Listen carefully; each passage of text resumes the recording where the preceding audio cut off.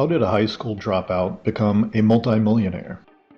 How did an adult model with no programming experience create one of the most successful tech companies of the 1990s? How did a woman who was ridiculed for her body as a teen become one of the most popular models of her time and the most downloaded woman in history?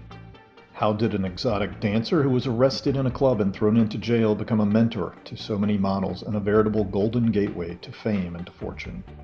This is the story of Danni Ashe, internet mogul and 1990s icon. Danni Ashe was born January 16, 1968 in Beaufort, South Carolina as Leah Nicole Flynn. Not a lot is known about her early childhood. In the late 60s and early 70s, Beaufort was known for its great natural beauty as well as its pervasive antebellum poverty. We don't know how or if Danni was affected by these conditions. She has not frequently spoken about her childhood years, her upbringing, or her family. The next time she pops up on our radar is in 1985, 3,000 miles away in Seattle, Washington. We don't know how Danni got to Washington or why she left South Carolina. We know from interviews that she had dropped out of high school. At some point, she would go on to get her GED and went part-time to a community college for a couple of years. It was in Seattle that she began working as a stripper. She was 17 years old at the time and used a fake ID to trick club managers. The story is mentioned several times over the years, but she tells it best in an interview with the Sunday Mirror, a London newspaper, in 2004. They seemed to be having a big adventure, she says of her roommates at the time, and I wanted to join in. But the reason I kept dancing at the club was because it gave me a feeling of empowerment. When I went dancing, it was the first time I had received positive feedback. People said, "Wow, you have a fantastic figure." I had never heard that before, and it was an eye-opening experience. I was quite miserable and desperate to get a breast reduction, but the dancing turned all of that around. We have little bits and pieces of her early years, of course. She told one interviewer that she worked at Orange Julius when she was younger.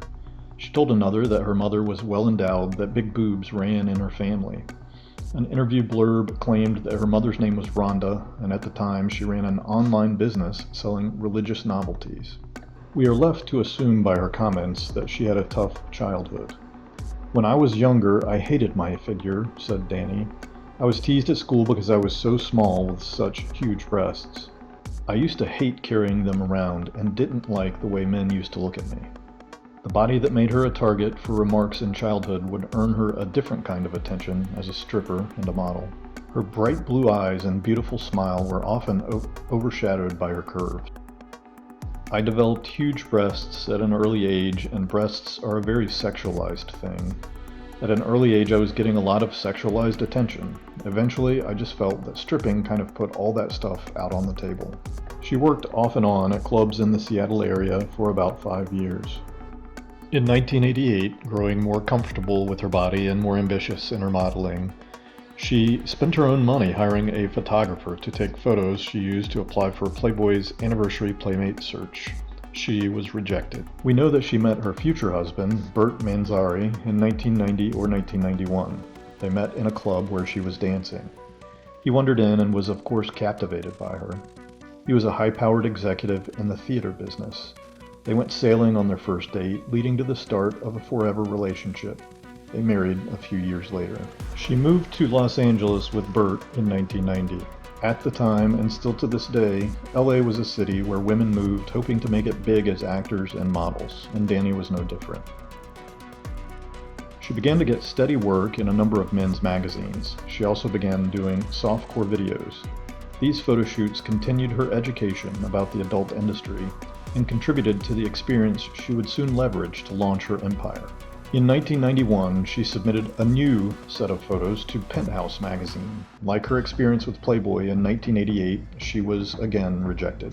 In 1992, Danni attended the Consumer Electronics Show in Las Vegas. She met a photographer there and ended up going to his hotel room for a photo and video shoot. This is some of that footage from 1992. It was in 1993 that she married Burt.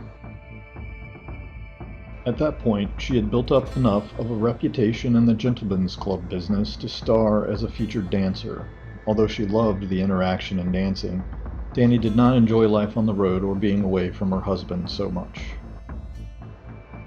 In 1994, she had a terrible experience in a club in Jacksonville, Florida.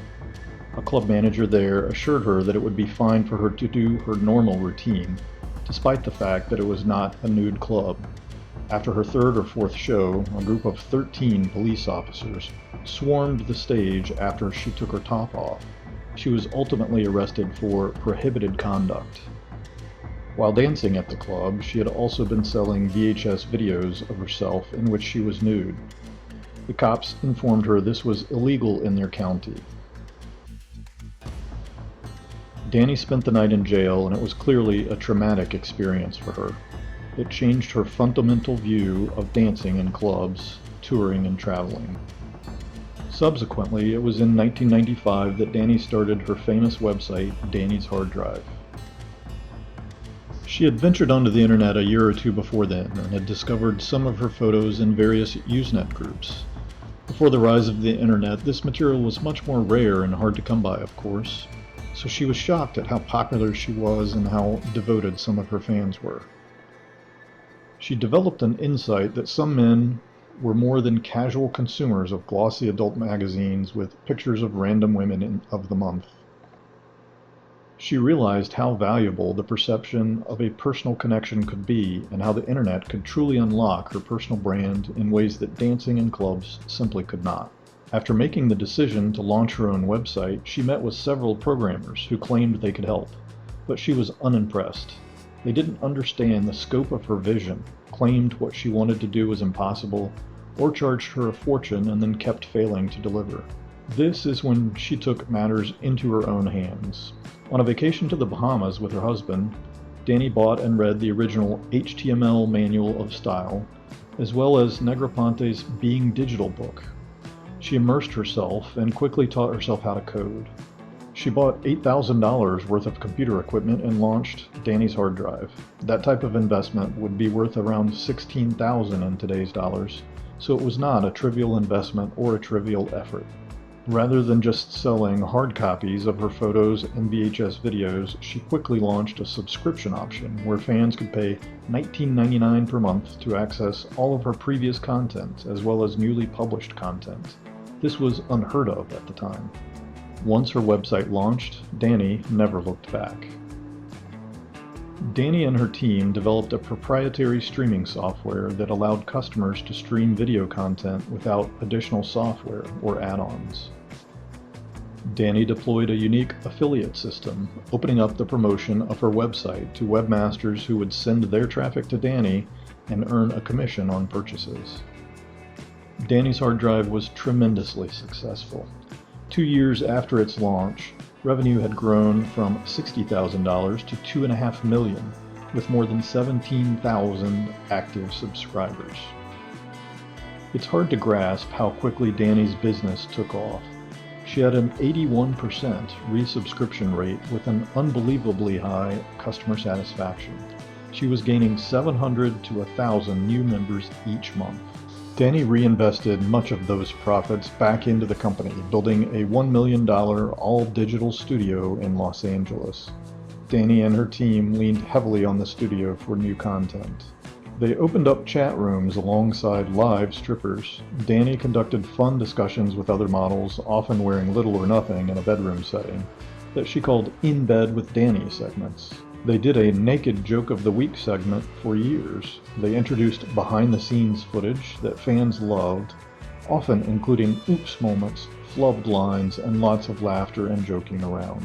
Fans couldn't get enough. In 1999, Danni produced a crazy live internet show she called Boob Bowl 1, which aired at the same time as the NFL's Super Bowl halftime show.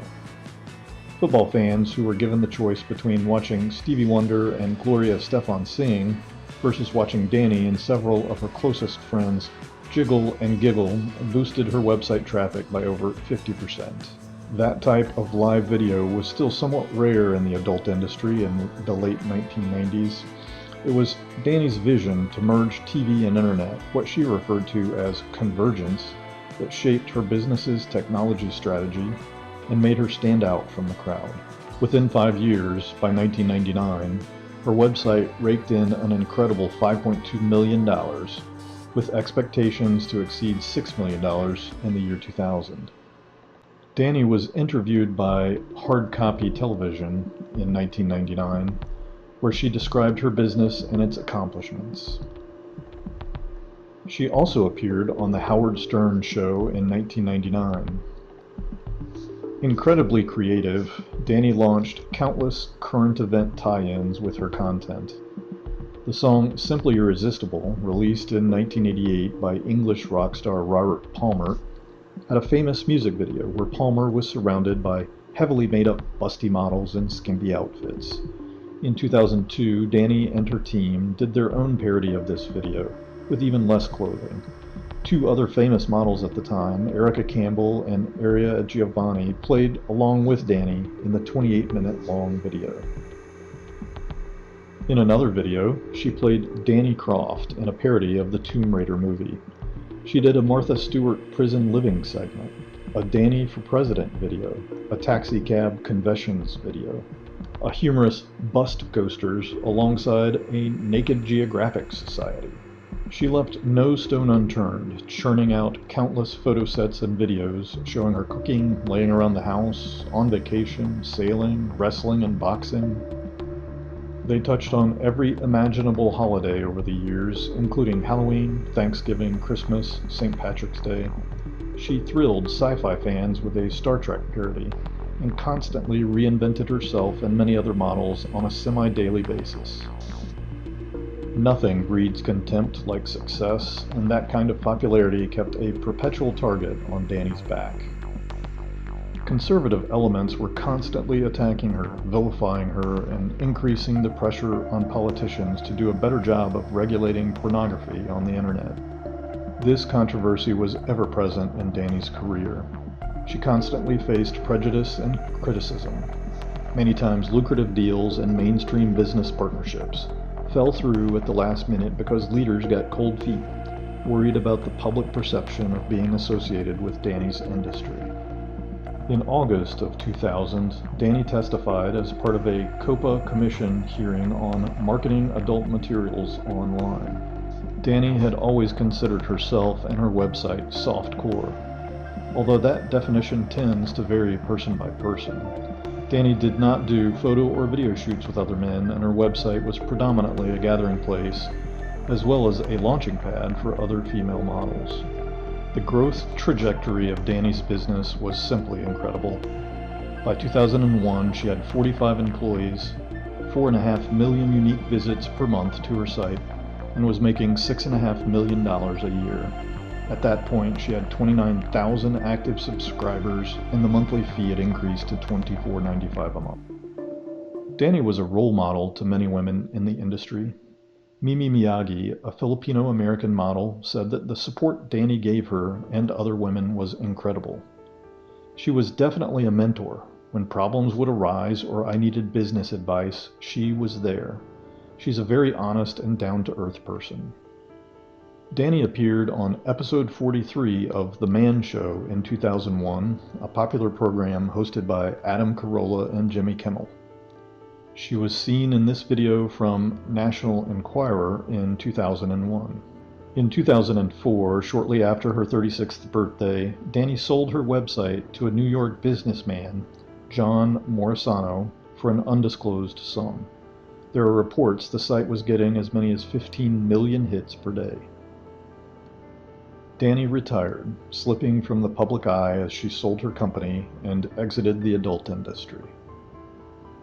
Always curious and a lifelong learner, Danni graduated from the Rocky Mountain School of Photography in 2011, a famous school in Missoula, Montana, open from 1989 until 2024. She joined a popular modeling and photography website around that time and continued her passion of working with models as well as other photographers. In 2014, she transitioned into photo retouching, leaving her beloved camera behind, at least on a commercial scale. She told customers and coworkers, "As a photographer, I'm most attracted to beauty, fashion, and glamour. But as a person, I love the outdoors and small-town living. To pursue my passion in photography would mean living in a big city, so I've chosen to pursue retouching because it allows me to work in the genres I find most interesting without having to live someplace I don't want to live. She only did this work for a few years, wrapping up in 2017. On July 25th, 2016, Danni filed a lawsuit against Associated Newspapers. Essentially, she accused Daily Mail of defamation after using an image of her alongside a headline about a female performer testing positive for HIV. They failed to mention that despite her image, Danni was not the HIV-positive performer in question. A lawsuit was settled out of court in 2017. These days, Danni continues to enjoy small-town life and the great outdoors. She frequently hikes with friends and enjoys a slower pace with her husband. Over the years, Danni worked hard to stay in shape. Being a female model isn't easy, with many suffering from eating disorders or low self-esteem. She was known for working out and carefully watching her diet. The discipline that helped her maintain that amazing body also boosted her health as she aged. Danni's success is amazing by any measure, but is especially inspiring considering how she was able to transform an industry with technical and software innovations while being so artistic and customer-focused. These contributions place her amongst the top pioneers in the tech industry, while her incredible beauty and creativity will continue on for decades as the world's most downloaded woman.